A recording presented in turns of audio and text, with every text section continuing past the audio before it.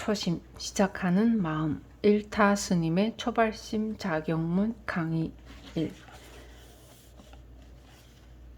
3.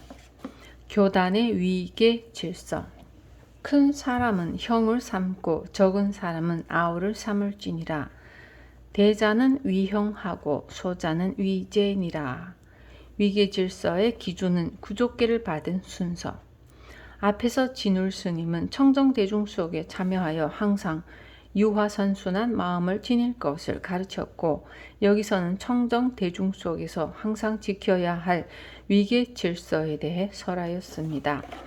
나이가 많은 사람은 형을 삼고 나이가 적은 사람은 아우로 삼아라고 하신 이 짧은 글은 불교 교단 내에서 지켜야 할 위계 질서를 압축하여 표현한 말씀입니다. 그렇다면 형과 아우의 기준은 무엇이며 윗자리에 앉아 절을 받아야 할 이는 과연 누구인가? 이를 비구, 비구니, 사미, 승의 비구, 그리고 비구니, 사미, 제가신도 등의 몇 가지 유형으로 나누어서 살펴보도록 합시다. 비구니나 비구니의 형 아우가 되는 기준은 세속의 나이가 아니라 구족계 곧 비구계 또는 비구계를 받은 때를 기준 시점으로 삼습니다. 만일 한 달 전에 막 20세가 되어 비구계를 받은 스님과 며칠 전에 비구계를 받은 30세의 스님이 있다면 비구 사회에서는 20세의 스님이 형이 되고 30세의 스님이 아우가 되며 자리도 20세의 스님이 더 상석에 앉도록 되어 있습니다. 무릇 어떠한 집단이든지 그 집단을 잇게끔 하는 근본 명제에 맞게 질서 체계를 정립합니다. 피를 바탕으로 한 가정이나 가문에서는 할아버지와 할머니를 집안의 제일 큰 어른으로 모시고, 마을 사람들이 특별한 목적 없이 친목 등을 위해 모일 때에는 나이 순서에 따라 제일 나이가 많은 어른을 상좌에 모십니다. 그리고 공동의 이익이나 목적을 위해 대표를 뽑았을 때에는 나이에 관계없이 임무에 적합한 사람을 윗자리에 앉히게 마련이며, 관청이나 기업체에서는 직급에 따라서 마적이나 노예의 세계에서는 힘이 센 자가 어른이 될 뿐 나이나 덕행이나 예의는 돌아보지 않습니다. 이와 같이 모든 집단은 그 집단의 성격과 목적에 따라 가치관이 정립되기 마련이고, 그 가치관에 따라 위계질서가 확립되기 마련입니다. 불교 교단 역시 마찬가지입니다. 비구는 해탈하기 위해 세속을 떠나서 출가한 자이므로 늙고 젊음으로써 높고 낮음을 삼지 않고 해탈의 세계로 나아가기 시작하는 때인 구족계를 받은 나이로 위와 아랫자리의 기준을 삼고 있습니다. 이는 부처님 당시부터 정립된 차제법으로 현재 우리나라 불교에서도 이 차제법에 의지하여 부처님 스님들의 자리를 정하고 있습니다. 부처님처럼 이처럼 구족계를 받은 차례에 따라 위계질서를 엄중하게 지키도록 한 진정한 까닭은 무엇일까요? 바로 일체 중생이 평등하다는 불교의 평등주의 사상에 입각한 것입니다. 특히 우바리 존자의 출가 이야기는 이 차제법과 불교의 평등 사상을 대변하는 이야기가 되고 있습니다. 우바리 존자는 부처님의 수많은 제자 가운데 계율을 가장 잘 지킨 지게제일의 제자입니다. 이분의 출신은 인도의 4계급 중 가장 천한 수드라 출신으로 창성하여서는 석가족의 궁중에서 머리를 깎는 이발사로 일했습니다. 부처님께서는 성도한 뒤 8년 만에 고향으로 돌아가 법을 설하셨습니다. 그때 설법을 들은 석가족의 왕자들은 부처님의 제자가 되기 위해 부처님이 계신 곳을 찾아가면서 궁중 이발사인 우바리를 데리고 갔습니다. 우바리는 모든 왕자들이 출가할 뜻을 품는 것을 보고 자신도 출가하고자 하였으나 수드라 출신인 천민인지라 감히 엄두조차 내지 못하고 슬픔에 잠겨 있었습니다. 그의 표정을 보고 왕자 아나율이 사연을 물었습니다. 왕자님, 저도 부처님의 제자가 되고 싶습니다. 그러나 저처럼 천한 수드라가 어찌 왕자님들과 함께 출가할 수 있겠습니까? 출가조차 할 수 없는 저의 신분이 너무나 서럽습니다.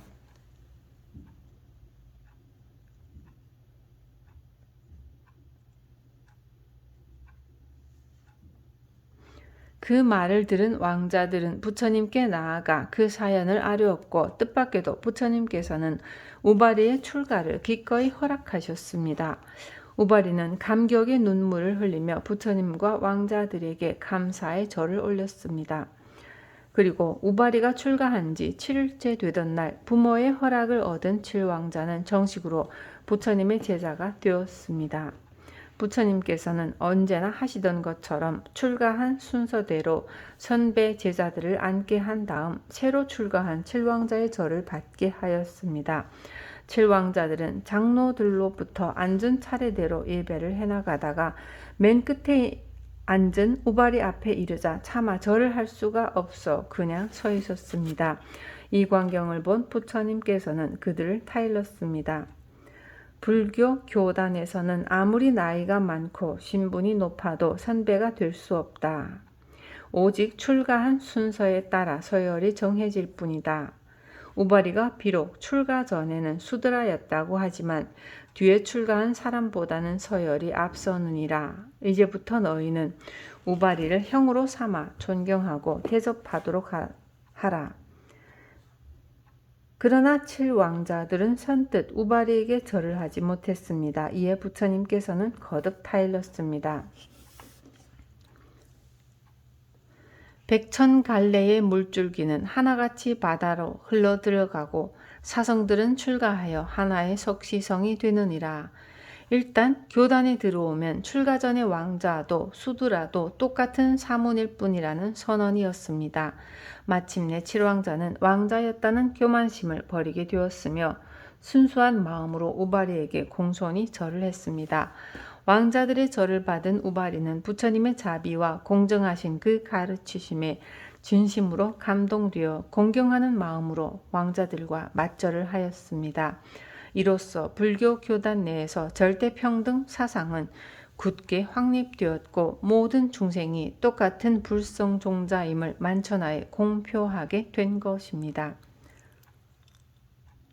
부처님의 제자인 우리는 불교의 이러한 평등 사상을 마음 깊이 새겨서 어기지 말아야 합니다. 모든 세속적인 암만을 버리고 부처님의 평등법에 따라 구족기를 받은 순서에 준해 높고 낮은 차례를 지키고 평등한 마음을 회복해 가질 때 걸림없는 해탈의 삶은 우리들 앞에 전개됩니다. 비구들은 부처님의 제자답게 평등한 마음으로 자기 자리를 지키며 살아야 합니다.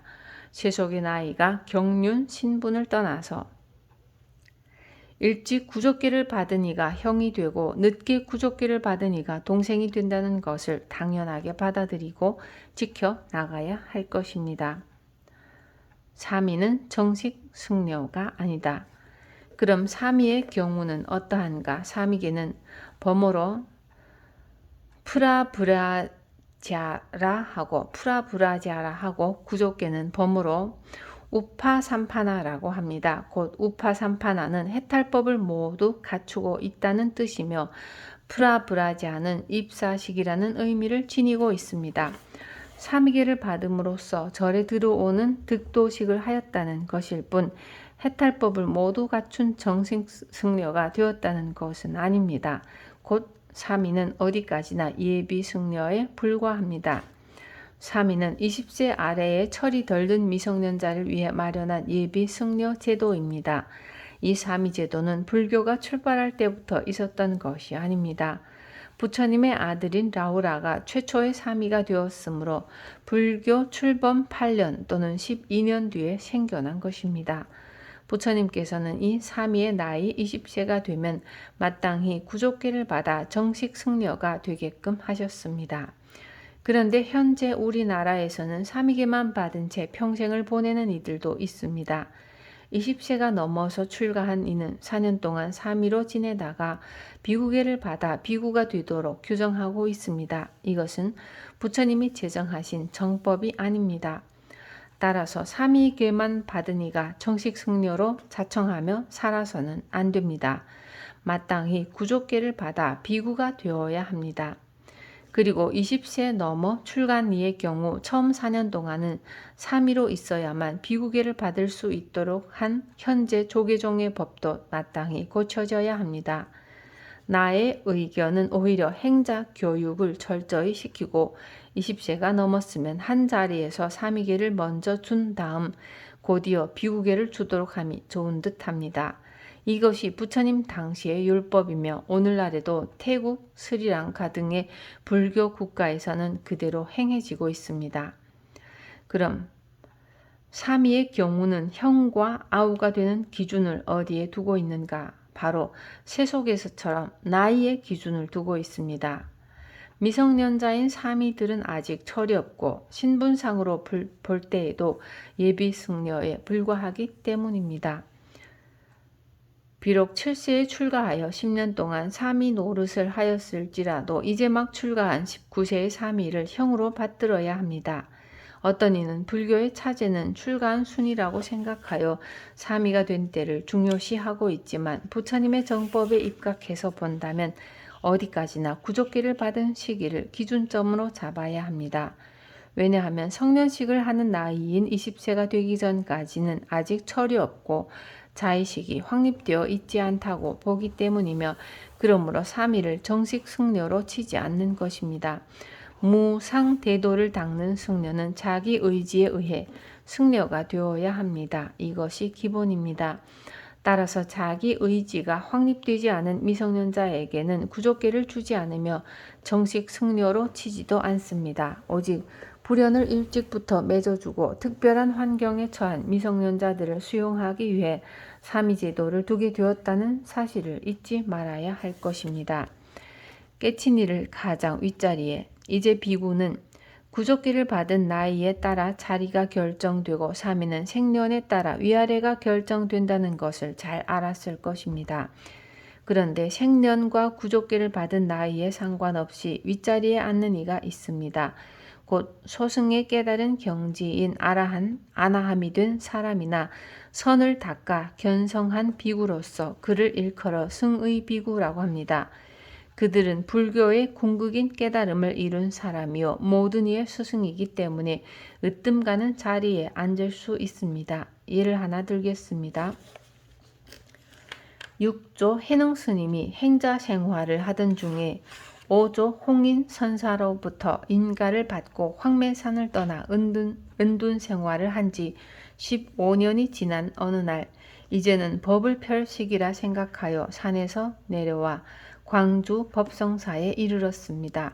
마침 인종법사가 열반경을 강의하고 있었는데 두 학인이 뜰에 서서 바람에 펄럭이는 깃발을 보고 끝없는 토론을 하고 있었습니다. 한 사람은 바람이 움직인다 하고 한 사람은 깃발이 움직인다 라고 하였습니다. 이때 해능스님이 다가갔습니다. 바람이 움직이는 것도 아니고 깃발이 움직이는 것도 아닙니다. 오직 그대들의 마음이 움직이는 것일 뿐입니다. 마침 임종법사가 그 말을 듣고 깨달음을 얻어 해능스님을 상석에 모시고 물었습니다. 황매산의 법이 남쪽으로 내려왔다고 들었는데 그분이 아니십니까? 해능스님은 여기서 출가 절차를 밟아 정식 승려가 되었고 노비구인 인종법사는 큰 절을 올렸습니다. 해능스님이 승의 비구였기 때문입니다. 이러한 예는 매우 많이 있으며 나이 또는 구족기를 받은 시간에 관계없이 승의 비구에게 윗자리를 내어주는 까닭을 분명히 알았을 것입니다.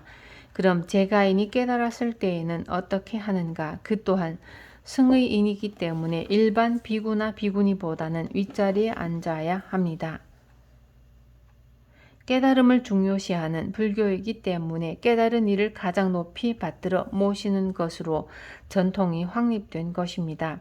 이제 많은 이들이 착각을 일으키기 쉬운 비구, 비구니, 사미, 제가신도 등 교단 7중의 위계질서에 대해 살펴보도록 합시다. 7중의 위계질서, 불교 교단은 7무리의 구성원으로 이루어져 있습니다. 1. 구족기를 받은 20세 이상의 남자 승려 비구. 2. 구족기를 받은 20세 이상의 여자 승려 비구니. 3. 아직 구족기를 받지 못한 예비 남자 승려 사미. 4. 아직 구족기를 받지 못한 예비 여자 승려 사미니. 5. 사민이에서 비구니가 되기 전 2년 동안 특별한 계율을 지키며 공부하는 식차만화. 6. 제가 남자 신도인 우바세, 제가 여자 신도인 우바이. 이들을 모두 합해 7중이라고 하며 다시 앞에 5을 출가중, 뒤에 2를 제가중이라 부릅니다. 먼저 출가와 제가의 위계부터 논해 봅시다. 출가중은 제가중보다 언제나 높은 자리에 있습니다. 사미는 비록 정식 승려가 아니고 나이도 어리지만 이미 출가중이 되었고 장래에는 정식 승려가 될 것이기 때문에 제가 신도들은 사미에게 윗자리를 내주어야 합니다. 그 까닭이 무엇일까요? 사미승은 마치 사자새끼와 같은 존재입니다. 사자새끼는 아직 힘이 없지만 무짐승들이 무시하지 못합니다. 하물며 출가하여 행하기 어려운 것을 능히 행하고 참기 어려운 것을 능히 참아가면서 장차 깨달음을 이루고 무생명 있는 이들의 자비로운 아버지가 되고자 하는 사미승을 공경하지 않아서야 되겠습니까? 아직 정식 승려가 되지 못하였을지라도 계율을 잘 준수하는 사미승이라면 능히 제가인의 윗자리에 앉을 자격이 있습니다. 다음으로 출가 5중의 위계를 살펴봅시다. 비구와 비구니의 관계는 누구나 알고 있듯이 윗자리는 비구의 것입니다.